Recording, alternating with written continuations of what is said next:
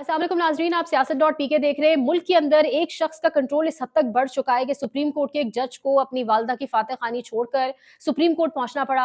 America से बराह रास्त call भी मौसूल हुई है वज़ीर आज़म को और कहा यह गया है कि पाकिस्तान हर सूरत ताउन करेगा अमेरिका के साथ कि ईरान किसी सूरत भी जौहरी हथियार या एटॉमिक पावर बनने की तरफ ना जा सके। ये तमाम तर चीज़ें और इसके साथ साथ पाकिस्तान तहरीक इंसाफ के अंदर के बखेड़े अलीमा खान के कहने के बाद एक और गवाही आ चुकी है कि अली बिन गड्डापुर किस हद तक कॉम्प्रोमाइज हो चुके हैं। तमाम तर चीजें आपके सामने रखेंगे, लेकिन सबसे पहले जिसने आज सुप्रीम कोर्ट ऑफ पाकिस्तान की लाइव समात नहीं देखी वो लाइव स्ट्रीम करके जरूर देखिए। जो अल्फाज आज इस्तेमाल किए गए और जिस तरीके से आज बातचीत की गई, जिस तरीके से आज जजेस ने, मुझे लगता है ऐसा है कि 26वीं आईनी तरमीम के बाद वो जो एक एहतराम और इज्जत की भी शिक थी या वो जो एक कॉन्सेप्ट था वो भी शायद सुप्रीम कोर्ट और अदालतों से निकाल बाहर कर दिया गया है। तमाम के तमाम जजेस आज एक ही शख्स पर, एक ही वकील पर बरस पड़े जो सीनियर वकील है, उमर रसीदा है, एक अरसा सुप्रीम कोर्ट ऑफ पाकिस्तान में सर्व किया है। और इसके साथ साथ इंपॉर्टेंट ये है कि यहाँ पर 12 जजेस जो है वो 13 जजेस के फैसले के खिलाफ नजरसानी देने जा रहे हैं। आप बदनीयती का अंदाजा लगाएं, कानूनी तकाजों का अंदाजा लगाएं कि 12 जजेस जो 13 जजेस की जानिब से फैसला दिया गया था उसके ऊपर नजरसानी कर रहे हैं। किस तरीके से हामिद खान की जानिब से गुज़िश्ता समात पे जस्टिस सलाउद्दीन पनवार के ऊपर और पूरे के पूरे बेंच के ऊपर ही ऑब्वियसली क्वेश्चंस रेज किए गए। आज समात जब शुरू हुई रिजर्व सीट्स केस की, समात लेट शुरू हुई। जब समात लेट शुरू हुई, जजेस आके बैठे, सलाउद्दीन पनवार ने कहा कि मैं हामिद खान साहब को मुखातब करते हुए कि मैंने कल जो आपने तमाम तर बातें की उनको मलूज़ खातिर रखते हुए मैं ये समझता नहीं हूँ कि ये आइन और कानून के तमाम तकाज़ों को पूरा करेगा कि मैं इस बेंच का हिस्सा रहा। वो बेंच से उठ गए और उन्होंने हामिद खान साहब ने कहा thank you very much, thank you so much, I appreciate that. जिस पर उसके बाद ये लम्हा था, ये लम्हा खत्म होने की देर थी।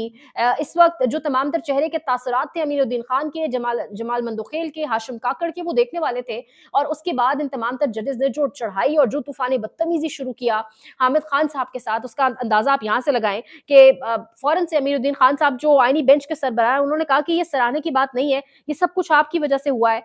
जस्टिस जमाल खान मंदोखेल भी उसके बाद बरहम हो गए और उन्होंने कहा कि ये सब कुछ आपकी वजह से हुआ है, आप इस केस में फरीक भी नहीं थे, हमने आपको सुनने का मौका दिया, हमने नेकी की, आपके साथ नेकी की। और जिस पर हामिद खान साहब ने कहा कि मैं जरूर इसके अंदर इस केस में फरीक हूं। अमीनुद्दीन खान ने केस में 10 मिनट का वक्फा दिया, वक्फा 10 के बजाय 30 मिनट का हुआ। जब दोबारा आगाज हुआ तो हामिद खान ने दोबारा कहा कि अब फिर यही बेंच समात करेगा।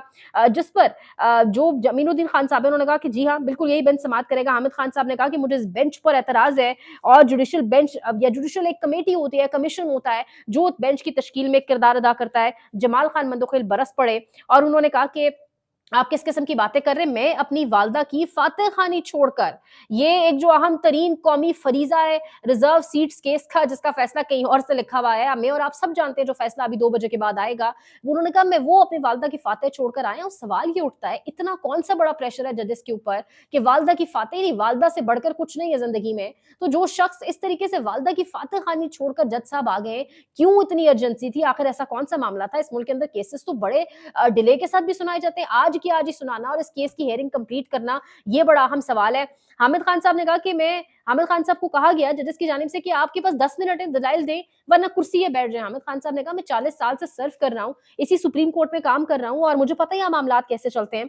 जमाल खान मंदोखेल को कहा हामिद खान साहब ने कि आप गुस्से में आप केस का फैसला ना सुनाएं तो ज्यादा बेहतर होगा। जिस पर जमाल खान मंदोखेल ने कहा माइंड योर लैंग्वेज, यानी ये वो अल्फाज है कोर्ट रिपोर्टर्स कहते हैं पहली मरतबा सुप्रीम कोर्ट ऑफ पाकिस्तान में इस तरह की अनहोनी हुई, इस किस्म के अल्फाज इस्तेमाल किए गए। 26वीं आईनी तरमीम के बाद लग ऐसा रहा है कि वो एहतराम और इज्जत के भी जो तमाम तर तकाजे वो भी पीछे के रह गए। हामिद खान के ऊपर चीखते रहे तमाम तर जजेस, जिसमें हाशिम काकड़ भी शामिल है, नईम अख्तर अखवान भी शामिल है। हाशिम काकड़ ने तो ये तक कह दिया हामिद खान साहब को कि खबरदार जो आपने इसके बाद एक भी लफ्ज कहा या किसी भी तरीके से काजी फायदीसा का नाम लिया।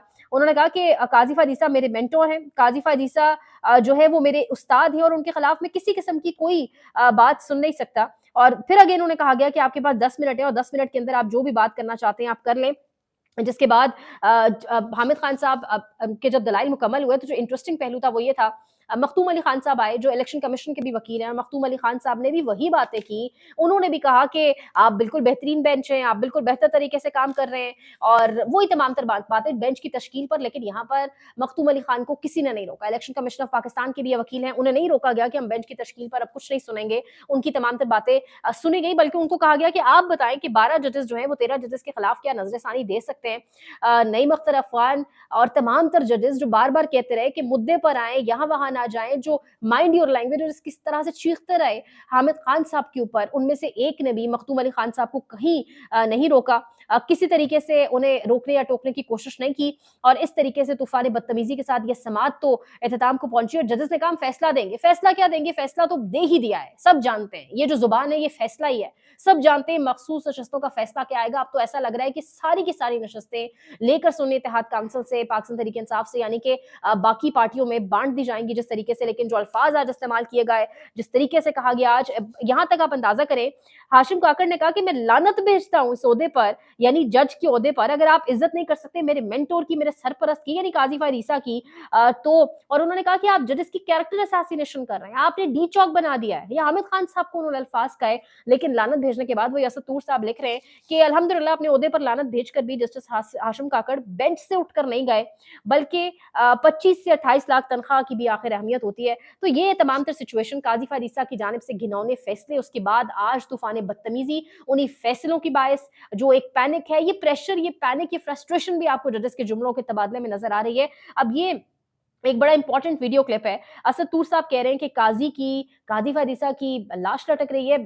I can not repeat that, आप देखें कि वो क्या कह रहे हैं। सुप्रीम कोर्ट के कुएं में काजी फायद ईसा लटका हुआ है।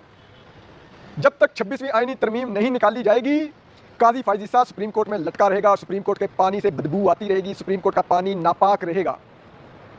क्योंकि 26वीं आईनी तरमीम की सूरत में काजी फायद ईसा ने सुप्रीम कोर्ट, पाकिस्तान की अदलिया तबाह की है। एक मेरिट और सीनियरिटी दोनों प्रिंसिपल पर चीफ जस्टिस बनने वाले जस्टिस मंसूर अली शाह का रास्ता रुका है। तो ये नहीं हो सकता कि आप कहें कि अदालत नॉर्मल चलनी शुरू हो जाएगी चीफ जस्टिस काजी फायद ईसा के जाने के बाद। मैं क्यों कह रहा हूं, इन्होंने हिस्सा डाला है, इन्होंने वो 63A के लिए वो कमेटी तोड़वाई, ठीक है, वो कमेटी तोड़वा के वो सदाती आर्डर से जारी करवाया था, वो कमेटी तोड़वा के अमीनुद्दीन खान को डाला उस कमेटी में, जस्टिस मुनीर अख्तर को निकाला, और फिर उसी अमीनुद्दीन खान को लेकर ये घुसे जाकर 63A का केस लगवाया। उस बेंच में भी मौसूफ खुद बैठे चीफ जस्टिस काजी फायद ईसा, उसकी सरदाई की, साथ वही अमीनुद्दीन खान बैठा हुआ था, नईम अख्तर अफगान बैठे हुए थे, जमाल खान मंदोखेल और वो एडहाक जज 25-26 लाख रुपए बटोरने वाला जस्टिस मदर आलम मियां खेल, और इन्होंने बैठ के वो रिवर्स किया था कि हुकूमत हार्स ट्रेडिंग करके, फ्लोर क्रॉसिंग करके वो आईनी तरमीम ला सके जिससे जस्टिस मंसूर अली शाह को चीफ जस्टिस बनने से रोका जा सके, जिससे अदालत में एक आईनी बेंच के नाम पर अदालत के इख्तियारात को तबाह बर्बाद कर दिया जाए।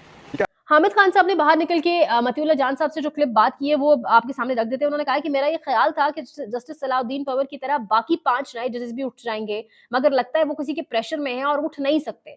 तो वाकईतन प्रेशर तो दिखाई दे रहा है कि एक शख्स अगेन अपनी वालदा की जज साहब फातेह खानी छोड़कर यहाँ पहुंच गए। बहरहाल ये तमाम तर चीजें, फैसले तो आ चुके हैं, और सिर्फ सुनाने के लिए जमाल खान मंदोखेल साहब यहाँ मौजूद हैं और वो अपनी वालदा की फातेह खानी छोड़कर आ गए, और तमाम तर कहानी। लेकिन ये जो असलियत है 26वीं आईनी तरमीम के बाद अदालतों में जो कोर्ट पैकिंग हुई और जो हालात है, ये आपके सामने एक क्रक्स रखना बहुत जरूरी था। आगे बढ़ते हैं। पाकिस्तान तहरीक इंसाफ के अंदर के बखेड़े, पाकिस्तान तहरीक इंसाफ पर एक मोहर जो लग चुकी है अलीम खान गंडापुर के ऊपर कि वो कॉम्प्रोमाइज्ड है। अलीमा खान ने कह दिया कि बजट जो उन्होंने मंजूर कर लिया, बजट के बाद उन्होंने इमरान खान को माइनस कर दिया। यानी बड़ी अचंभे की बात है, बड़ा आयरॉनिक है कि पाकिस्तान तहरीक इंसाफ के लोगों से जब पूछा जाता है, लीडरशिप से कारकुनान पूछते हैं आप ऐलान कब करेंगे, आप सड़कों पर आने की बात कब करेंगे, तो ये सब कहते हैं हमेशा कारकुनान को कि जब खान कोई लाएमल देगा, जब खान हमें इजाजत देगा तो हम ऐलान। लेकिन यहाँ पर जहां खान ने कहा था कि बजट मेरी मर्जी के बगैर नहीं देना, वहां खान की किसी बात को मलूज़े खातर नहीं रखा गया और बजट पर किसी भी मशावरत के बगैर वो बजट पास कर दिया गया। तमाम तर सूबों से पहले पास करके उसे मंजूर कर लिया गया। अब ये जुनैद अकबर साहब का एक क्लिप कल से वायरल है और इस क्लिप में जुनैद अकबर साहब कह रहे हैं कि किस तरीके से सूबाई हुकूमत एक जलसा, कामयाब जलसा करने के बाद मुझे और उन लोगों को तंग कर रही है। यानी अलीम गंडापुर के ऊपर इतना कौन सा प्रेशर है, ये सुनिएगा।